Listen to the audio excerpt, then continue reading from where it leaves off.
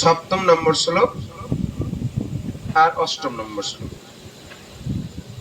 আমরা সেই শ্লোকগুলা খুব ভালোভাবে শ্রবণ করবো, আর সবাই সেটা যেন জীবনে প্রয়োগ করতে পারে। তো আপনাদের চরণে আমার বিনীতভাবে নিবেদন, কেউ কথা বলবেন না। পাঠক যেমন বসে থাকে স্থির ভাবে, সেরকম শ্রোতাকে বসে থাকতে হয়। শুধু শ্রোতা এদিক ওদিক তাকাবে, এদিক ওদিক অন্যমনস্ক হবে, আর কিছু বলবে কথা, এরকম হলে কিন্তু ভগবানের কৃপা পাওয়া যাবে। যেমন বক্তা বসে থাকবে, সেরকম শ্রোতাকে বসে থাকতে হবে, চুপচাপ, খুব সুন্দর ভাবে। তাহলে আমরা উপলব্ধি করতে পারবো। শ্রবণ আমাদের নববিধার মধ্যে সর্বশ্রেষ্ঠ। শ্রবণ শ্রেষ্ঠ না সর্বশ্রেষ্ঠ? প্রথম পর্যায়ে দেওয়া হয়নি তাকে 1 নম্বরে?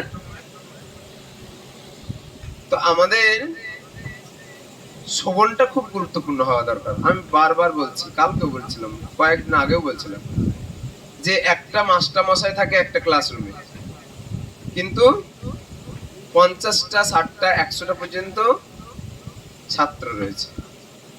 যে যেমন শ্রবণ করে সে তেমন রেজাল্ট করে, করে না?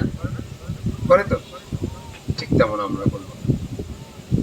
যত শ্রবণে রুচি হবে তত কৃষ্ণের প্রতি আমাদের প্রীতির উদয় হবে। কেমন দেখুন, শ্রবণ করে 2 জন ভগবানকে প্রাপ্ত হয়েছিল। কারা কারা নাম জানেন?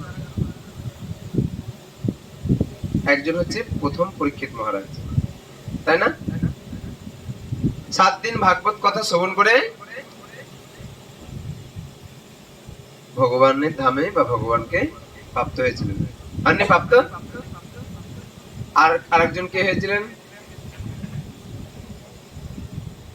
দ্বারকা লীলায় মা রুক্মিণী দেবী ভগবানের কথা শুনে শুনে ভগবানকে এত প্রেম করে বেসেছে, এত ভালোবেসেছে যে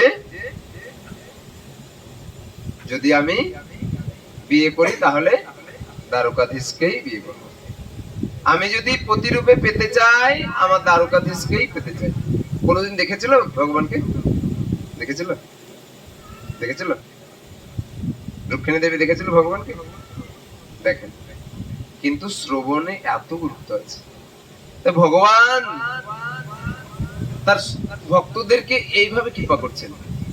রুক্মিণী দেবী প্রত্যেকদিন শ্রবণ করতে করতে এক সময় তার মনে স্থির করলো যে আমি প্রতিরূপে আমি কৃষ্ণকেই চাই। ভগবান কৃষ্ণ জানতো? জানতো? জানতো না। ভক্ত কত গুরুত্বপূর্ণ দেখুন শ্রবণ।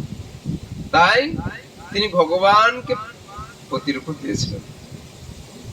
আরেকটা, রাধারানীর কথা শুনে শুনে প্রত্যেক দিন একদিন রুক্মিণী দেবীর হৃদয়ে এত উন্মাদনার উদয় হয়েছে যে একদিন মা রোহিণী দেবীকে বলছে, মা আমি ব্রজলীলা শ্রবণ করতে চাই। নিতাই গৌর প্রেমানন্দে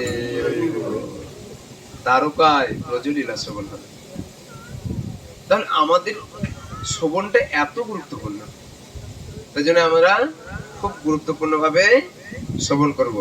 সবাই বলবেন আমার সঙ্গে শ্লোকটা, বলবেন? বলুন।